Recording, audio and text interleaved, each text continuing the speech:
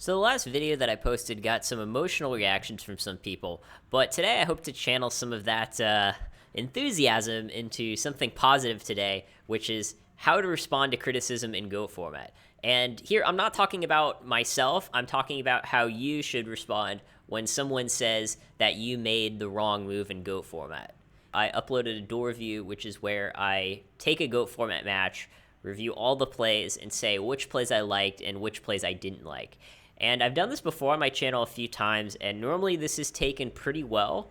However, this time there seemed to be a lot of emotionally charged responses in which people in the comments were either attacking me as the reviewer or the players featured in the video.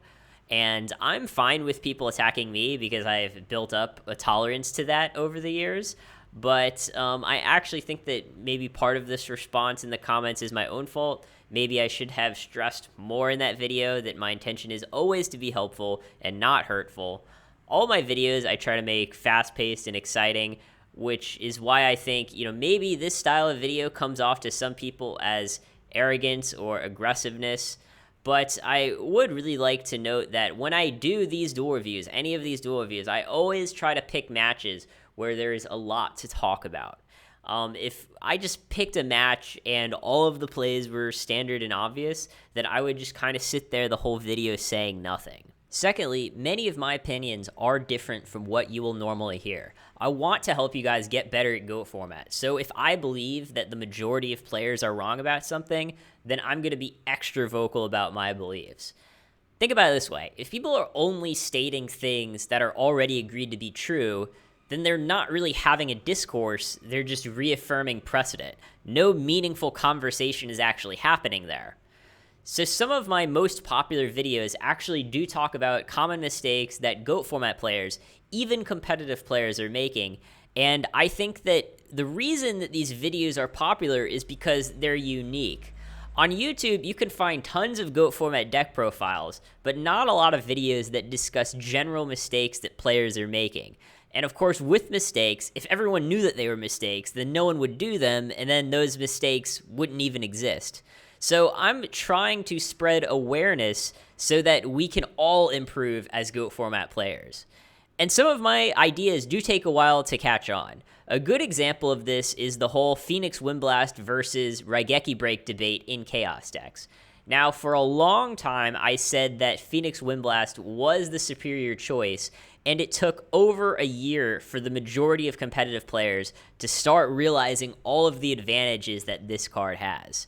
Now, I'm not saying this to say that, oh, I told you so, ha ha ha. What I'm trying to say is that I'm going to put my opinions out there even when I know that they're not popular. And this is in contrast to what many players do, which is sort of keep quiet about something at first, and then after it goes mainstream, they try to take credit and go, oh yeah, I knew that all along.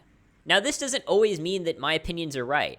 I actually have looked back to things that I've said before and noticed, oh yeah, I was wrong about that. And that's good because when we're mindful about the things that we get wrong, we become less likely to make those mistakes in the future. So what I'm trying to do here, guys, is to make you think about GOAT format. It's not all about right and wrong. It's about building the logical mindset that will help you make the best decisions in any game that you play. So in my last video, one of the things that I talked about is how the life points from Upstart Goblin prevented a player from killing his opponent with Ring of Destruction. That is a tangible factor that a rational person should take into consideration when you're considering whether or not Upstart Goblin is a good choice for you. However, another person in the comments said, oh, well, you have to play Upstart Goblin in Chaos Turbo because it's a turbo deck. Now, I don't want to go off on a long tangent here, so I'll just say that what someone names a deck has nothing to do with what cards we should or shouldn't play in it. This is very closed-minded thinking. Don't worry about labels, just focus on winning games. So the first point that I want to make about responding to criticism is that you should always assume noble intent, or at least non-malicious intent. Now, I once saw a psychological study that said that when someone gets cut off in traffic, they assume that that's because the person who cut them off is a bad person. But then when they cut someone else off in traffic themselves, They write it off with an excuse such as, oh, I'm not normally like this, I was late for work. Now, assuming that you're always behaving well, but that everyone else is acting in bad faith, is not a good mindset to adopt. And this is especially true if you're interacting with someone for the first time. Don't assume that someone is a bad person until you have a history with that person that shows a pattern of behavior. Secondly, I think it's important that we make learning a core value. I enjoy playing GOAT format, not because I think that I know everything, but because I believe that no one knows everything. To me, the deep, complex, unsolved nature of GOAT format is what makes me enjoy the game so much. So anytime I learn something new, I say to myself, that's interesting. I didn't know that before. And that dopamine hit from my brain is what gives me the motivation to keep playing GOAT format day in and day out. And my love of learning is also what gives me the motivation to keep making videos for you guys. I want to help you guys learn too. So if you adopt that mindset of, I want to learn, you will not only be able to receive criticism, but you will actually enjoy receiving criticism. And here I'll also give you a secret tip for getting good at any game quickly. And that is to set learning-oriented goals for yourself instead of results-oriented goals. So a results-oriented goal is something like, I'm going to win the next tournament. A learning-oriented goal is, I'm going to learn how to play a new deck, or I'm going to take a scenario and list the pros and cons of each option. If you learn faster than everyone else, then it becomes an inevitability that you will get those better results than everyone else as well. My third recommendation is to not focus so much on the person giving you the advice. I think our first inclination whenever we receive criticism is to build this barrier and say, well, that person isn't qualified to criticize me because of X, Y, and Z. Even if that person doesn't have a lot of credentials, that doesn't matter. The truth of a statement doesn't change depending on the person who's saying it. SlashTap, who I've previously featured on this channel, concisely sums up my thoughts on these barriers to learning by saying, if you want to get good at this game, or really any pursuit in life, you have to drop the fragile ego and become a student. Believe it or not, someone can help you get better at a game, even if that person is less skilled than you are. Just because you know more than them doesn't necessarily mean that you know everything that they know. This is something that I've actually talked about a while back in a video called Idea Farming. Side note, don't do the opposite either, which is to assume that something can't be wrong due to the perceived authority of a person who's saying it. Remember that if you're just bandwagoning whatever the best players have been doing, then you'll always be one step behind those best players. So don't focus so much on who's saying what, focus more on the logic underpinning their statements and the pros and cons of adopting whatever new idea is being presented to you. I know that this should go without saying, but the worst thing that you could do is to try to silence the person giving you criticism in order to protect your image. This morning, I received emails from YouTube showing that someone or group of people had repeatedly reported my last video as having violated YouTube's privacy guidelines. In other words, they're trying to get my content taken off of YouTube. So let me address this by reading what YouTube's privacy guidelines state. For content to be considered for removal, an individual must be uniquely identifiable by image, voice, full name, social security number, bank account number, or contact information, e.g., home address, email address. Examples that would not violate our privacy guidelines include gamer tags, avatar names, and address information in which the individual is not named. So needless to say, guys, watching someone play an online game and offering players tips on how to improve does not violate YouTube's privacy guidelines, and I'm optimistic that YouTube knows how to read their own policy. But frankly, I think it's disappointing that some people's first inclination is to try to get something taken down from the internet just because they disagree with it. Honesty and freedom of thought are two of my core values, and if they are also two of your core values, then please show your support by giving this video a like. I really hope that this doesn't happen again. So now that you're ready to receive criticism, here's how you can get the most value out of that criticism.